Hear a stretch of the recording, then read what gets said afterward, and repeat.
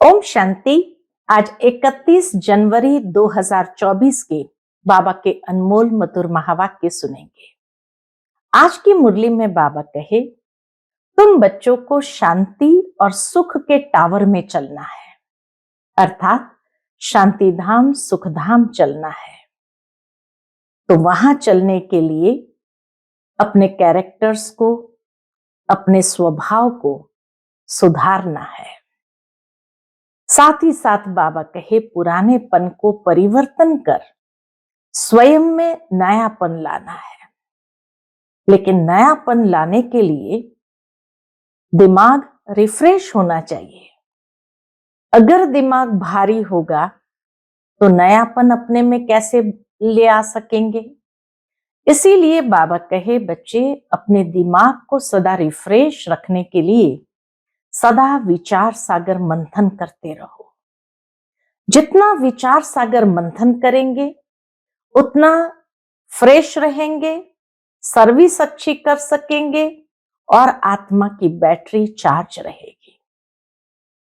सर्वशक्तिमान बाबा के साथ कनेक्शन होने से सदा महसूस होगा कि सर्व शक्तियां स्वयं में भरती जा रही है, जिस कारण से जो पुरानापन है वो समाप्त होता जा रहा है। तो सुनते हैं आज के बाबा के अनमोल मधुर महावाक्य। ओम शांति। मीठे बच्चे, अभी तुम्हें शांति और सुख के टावर में चलना है, इसलिए अपने स्वभाव और कैरेक्टर को सुधारते जाओ, पुराने को परिवर्तन करो। आज की मुरली से प्रश्न है, दिमाग सदा रिफ्रेश रहे उसकी युक्ति क्या है। उत्तर, बाप जो सुनाते हैं उसका मंथन करो।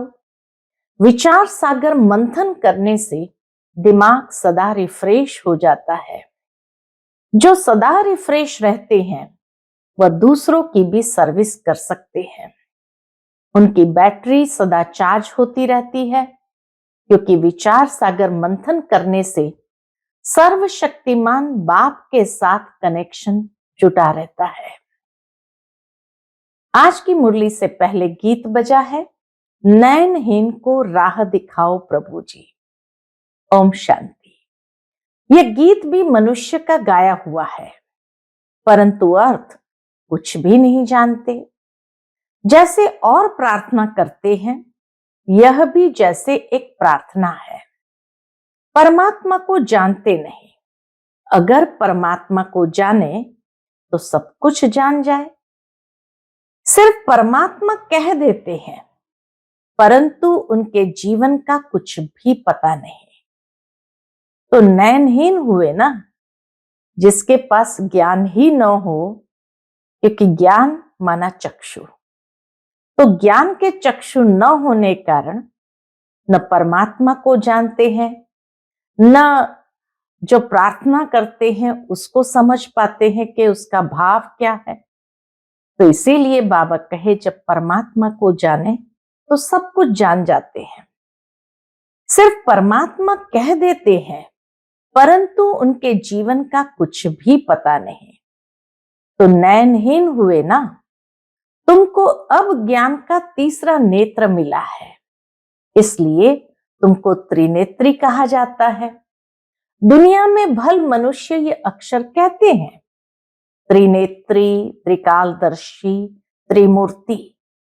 ये तीन की महिमा भी एक के साथ जाती है। त्रिनेत्री अर्थात ज्ञान के दिव्य चक्षु प्रदान करने वाला, त्रिकालदर्शी जिससे तीनों कालों को जान सकते हैं, और त्रिमूर्ति अर्थात जो ब्रह्मा विष्णु महेश के भी रचयिता है। तो बाबा कहे, भले ये शब्द कह देते हैं परंतु अर्थ कुछ भी नहीं जानते। जैसे कहते हैं साइंस और साइलेंस का आपस में क्या संबंध है। बल प्रश्न पूछते हैं, उत्तर खुद भी नहीं जानते। कहते हैं वर्ल्ड में पीस हो, परंतु वह कब हुई थी, किसने की थी, कुछ भी नहीं जानते। सिर्फ पूछते रहते हैं, तो जरूर कोई जानने वाला चाहिए जो बताए। तुम बच्चों को बाप ने समझाया है यह सब खेल बना हुआ है। टावर ऑफ पीस, सुख का टावर सबका टावर होता है। शांति का टावर है कौन सा? शांति का टावर है मूल वतन, जहां हम आत्माएं रहती है, उसको कहेंगे टावर ऑफ साइलेंस। फिर सतयुग में है टावर ऑफ सुख, टावर ऑफ पीस, प्रॉस्पेरिटी। ऐसे कोई मुख से नहीं कहेंगे कि हम आत्माओं का घर मुक्ति धाम है। यह सब बातें बाप ही समझाते हैं। टीचर हो तो ऐसा, बाबा कहे टीचर हो तो ऐसा हो। वह है टावर ऑफ नॉलेज, तुमको भी शांति और सुख के टावर में ले जाते हैं। यह फिर है टावर ऑफ दुखधाम। कलयुग है टावर ऑफ दुखधाम। हर बात में इनसॉल्वेंट है, अर्थात एकदम खाली है। पवित्रता सुख शांति का वर्षा तुम इस समय ही पाते हो। बलिहारी इस पुरुषोत्तम संगम युग की है। इनको कल्याणकारी युग कहा जाता है। कलयुग के बाद फिर होता है सतयुग। वह सुख का टावर है, वह शांति का टावर है, यह दुख का टावर है। यहां अथाह दुख है। टावर अर्थात सर्वोच्च, यानी असीम दुख की दुनिया है, जहां पर सबसे ज्यादा से ज्यादा तो यह दुख का टावर है। यहां अथाह दुख है। सब दुख आकर इकट्ठे हुए हैं। कौन से सारे दुख इकट्ठे हुए? तन मन जन धन, सारे दुख इकट्ठे हो गए हैं। कहते हैं ना, दुख के पहाड़ गिरते हैं। जब अर्थक्वेक आदि होती है तो कितना त्राही त्राही करते हैं। बाप ने समझाया है, बाकी टाइम थोड़ा है। बच्चों को याद की यात्रा में टाइम लगता है, बहुत है जो पूरा समझते ही नहीं है। बिंदी समझे क्या समझे? अरे जैसे आत्मा है वैसे परमात्मा भी है। आत्मा को जानते हो ना, वह लकी सितारा है, बिल्कुल सूक्ष्म है, इन आंखों से नहीं देख सकते। तो ये सब बातें बाप समझाते हैं। ऐसी बातों पर विचार सागर मंथन करने से भी दिमाग रिफ्रेश हो जाता है। कहां भी जाएंगे तो समझाएंगे कि tower of Shanti, tower of सुख, टावर ऑफ पवित्रता है ही न्यू वर्ल्ड में। पुराने स्वभाव को, कैरेक्टर्स को सुधार कर बाप नई दुनिया का मालिक बनाते हैं। मनुष्य बल गाते हैं, वेद शास्त्र गीता आदि पढ़ते हैं, परंतु समझते कुछ भी नहीं है। सीढ़ी तो नीचे उतरते ही जाते हैं। बल अपने को शास्त्रों की अथॉरिटी समझते हैं, परंतु उनको उतरना ही है। आत्मा पहले सबकी सतो प्रधान होती है, फिर धीरे धीरे बैटरी खलास हो जाती है। इस समय सबकी बैटरी खलास है, अब फिर बैटरी चार्ज होती है। बाप कहते हैं मन मना भव, अपने को आत्मा समझो।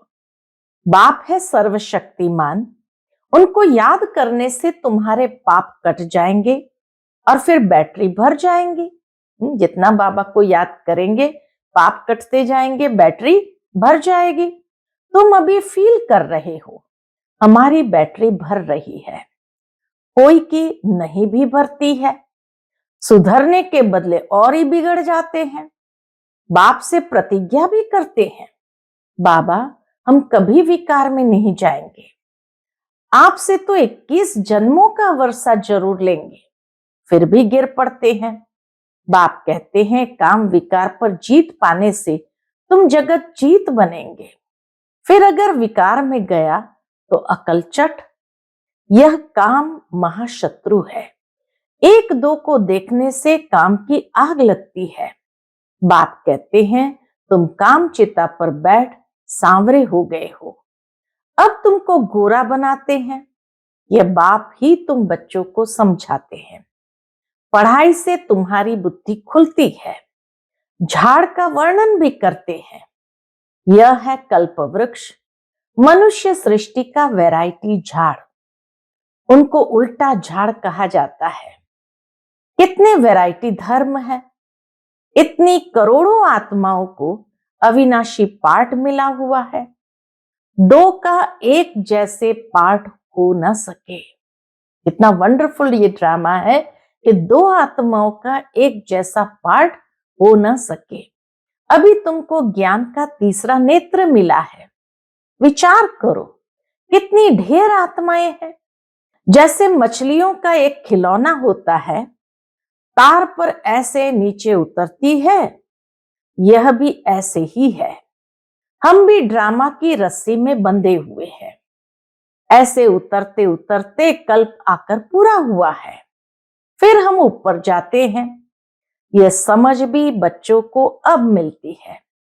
ऊपर से आत्माएं आती है, नंबरवार ऐड होती जाती है। इस खेल में तुम पार्टधारी हो। मुख्य क्रिएटर, डायरेक्टर, एक्टर होते हैं ना। मुख्य तो है शिव बाबा, फिर कौन से एक्टर है? ब्रह्मा, विष्णु, शंकर। भक्ति मार्ग वालों ने अनेक चित्र बनाए हैं, परंतु अर्थ का कुछ भी पता नहीं। लाखों वर्ष कह देते हैं। अब बाप आकर सारी नॉलेज देते हैं। अब तुम समझते हो, सतयुग में यह ज्ञान हमको नहीं होगा। जैसे यहां कारोबार चलती है, वैसे वहां पवित्रता, सुख, शांति की राजधानी चलती है। बाप भी वंडरफुल है, इतनी छोटी बिंदी है। बाबा भी इतनी छोटी बिंदी है। जैसे तुम्हारी आत्मा, ऐसे इनकी आत्मा भी बाप से सारा ज्ञान ले रही है। बाबा फिर बड़ा थोड़ी होगा, वह भी बिंदी है। तुम्हारी आत्मा जो बिंदी है, उनमें सारा ज्ञान धारण हो रहा है। यह ज्ञान कल्प के बाद फिर बाप देंगे। जैसे रिकॉर्ड भरा हुआ होता है जो रिपीट होता है ना, आत्मा में भी सारा पार्ट भरा हुआ है। कोई बहुत वंडरफुल बात होती है तो उनको कुदरत कहा जाता है। कहते हैं ना, कुदरत की ये बात देखो, है ना, कुदरत का ये सौंदर्य देखो। तो कोई बहुत वंडरफुल बात होती है तो उनको कुदरत कहा जाता है।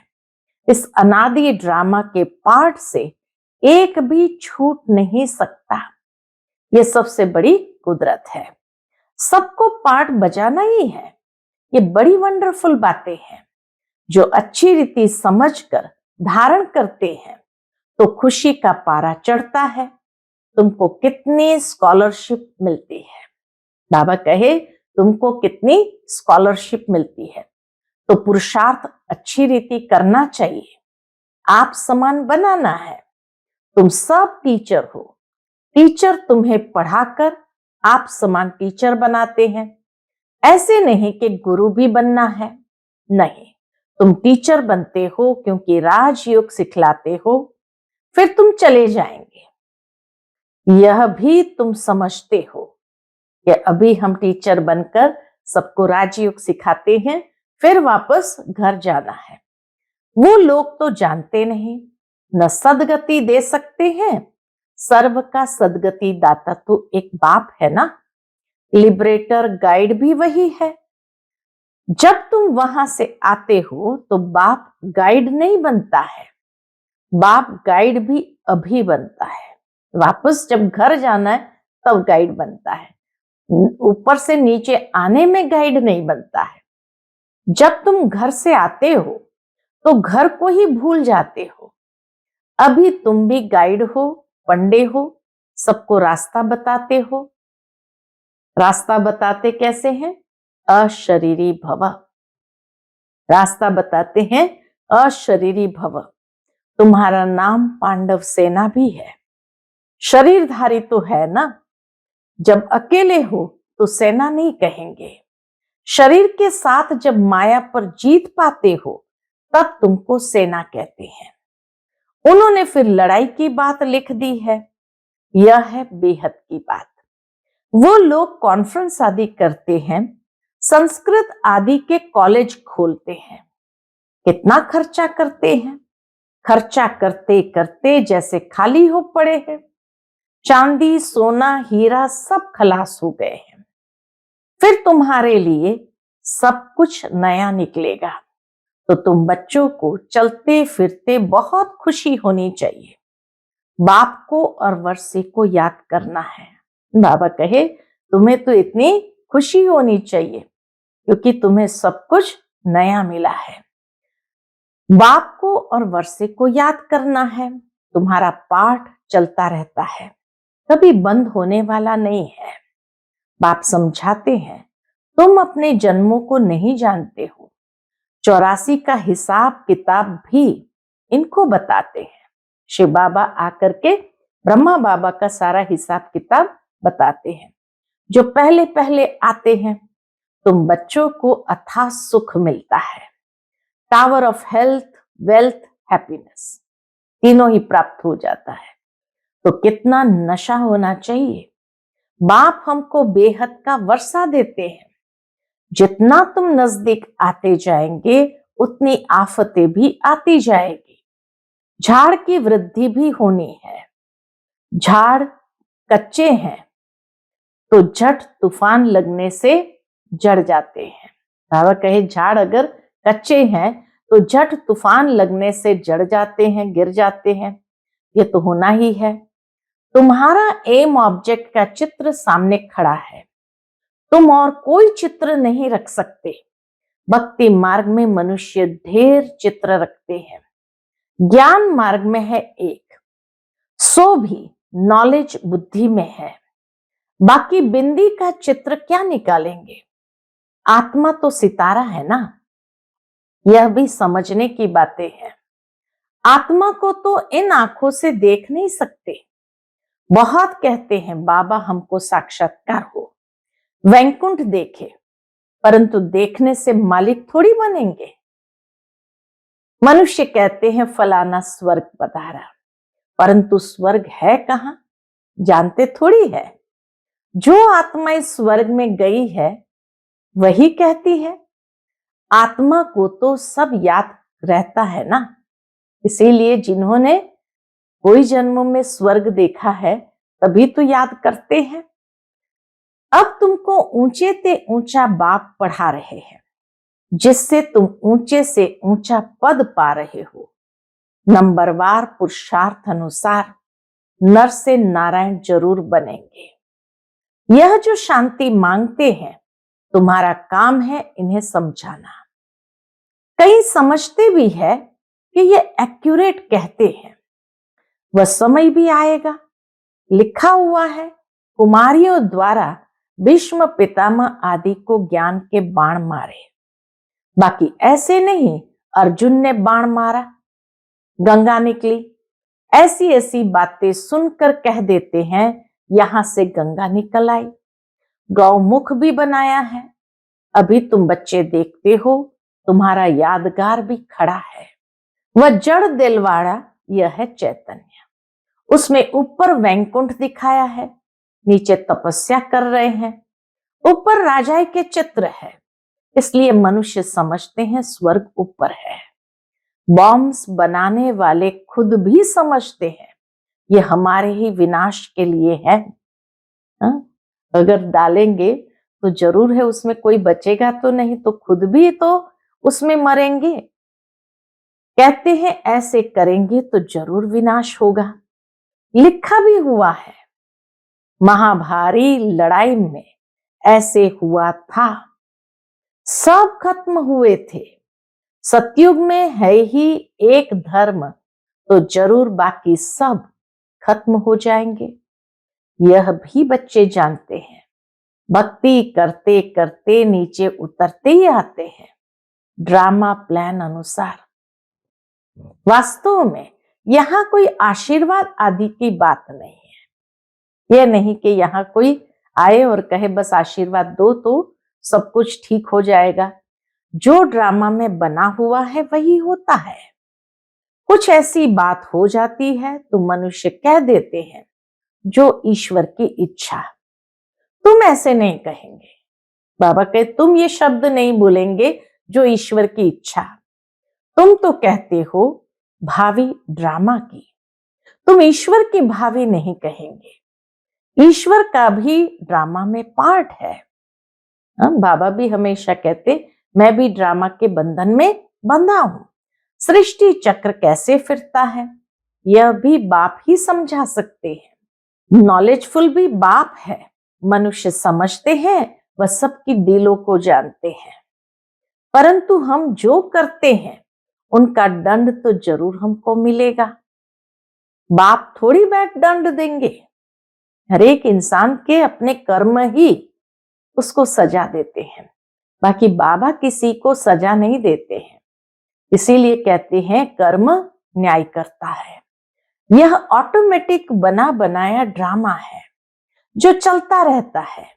इनके आदि मध्यांत का राज बाप ही समझाते हैं, तुम फिर औरों को समझाते हो। अब बाप कहते, बच्चे तुम्हारी अवस्था ऐसी हो जो पिछाड़ी में कुछ भी याद ना आए, ऐसी अपनी अवस्था बाबा कहे बनानी है।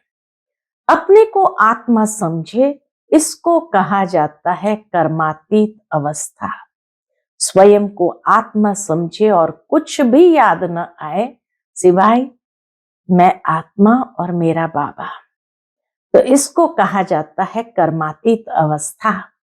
अच्छा, मीठे मीठे सिक्की लदे बच्चों प्रति माता पिता बाप दादा का याद प्यार और गुड मॉर्निंग। रूहानी बाप की रूहानी बच्चों को नमस्ते। हम सभी रूहानी बच्चों की रूहानी माता पिता बाप दादा को याद प्यार, गुड मॉर्निंग और नमस्ते नमस्ते। शुक्रिया बाबा, शुक्रिया। आज की मुरली से धारणा के लिए मुख्य सार है, पहली पॉइंट, स्कॉलरशिप लेने के लिए अच्छी तरह से पुरुषार्थ करो। टीचर बन औरों को राजयोग सिखाओ। गाइड बन सबको घर का रास्ता दिखाने की सेवा करो। दूसरी पॉइंट, सर्वशक्तिमान बाप की याद से अपनी बैटरी चार्ज करनी है। बाप से प्रतिज्ञा करने के बाद कभी काम की चोट नहीं खानी है। आज का बाप दादा का मधुर वरदान हम बच्चों के प्रति है, सेवा भाव से संपन्न बन हर आत्मा को प्राप्ति की मेवा का अनुभव कराने वाले सच्चे सेवाधारी भव। सेवा भाव से संपन्न बन हर आत्मा को प्राप्ति के मेवा का अनुभव कराने वाले सच्चे सेवाधारी भव। सच्चा सेवाधारी वह है जो हर आत्मा के प्रति सदा शुभ भावना, शुभ कामना रखता है।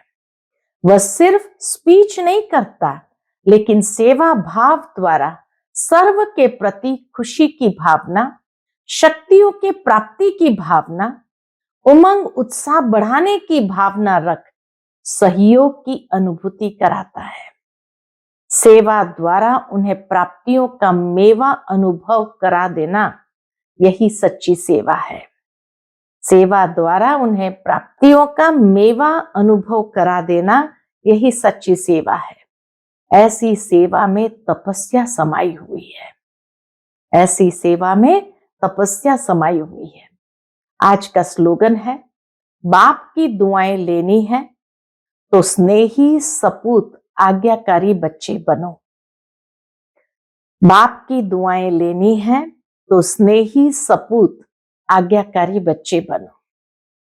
स्वाभाविक है कि जब कोई बच्चा सपूत होता है, आज्ञाकारी होता है, सर्व के साथ स्नेह भरा व्यवहार करता है, तो स्वतः माता पिता के दुआओं के अधिकारी बन जाता है, चाहे लौकिक हो चाहे अलौकिक हो। आज का अव्यक्त इशारा, अव्यक्त साइलेंस द्वारा डबल लाइट फरिश्ता स्थिति का अनुभव करो। जितना जितना आप अंतर्मुखी स्वीट साइलेंस स्वरूप में स्थित होते जाएंगे, उतना नयनों की भाषा, भावना की भाषा और संकल्पों की भाषा को सहज समझ सकेंगे। यही भाषा रूहानी योगी जीवन की भाषा है। यही भाषा रूहानी योगी जीवन की भाषा है। कौन सी? संकल्पों की भाषा। आपकी साइलेंस पावर साइंस से भी ऊंची है। जैसे साइंस प्रत्यक्ष प्रूफ दिखाती है, वैसे साइलेंस पावर का प्रैक्टिकल प्रूफ है।